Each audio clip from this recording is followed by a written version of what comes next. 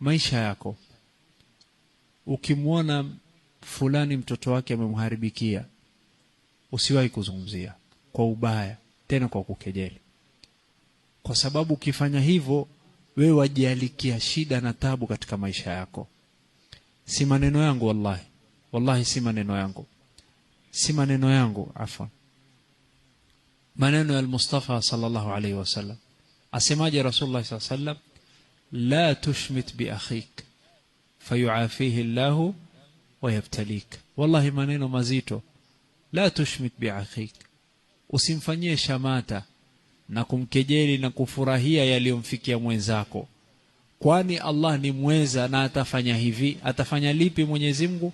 Fayuafihi Allah, yule ambaye ulimkejeli na kufurahia msiba wake, Allah atamuondoshea, na akiondosha hiyo msiba Mwenyezi Mungu ataichukua ilete kwako.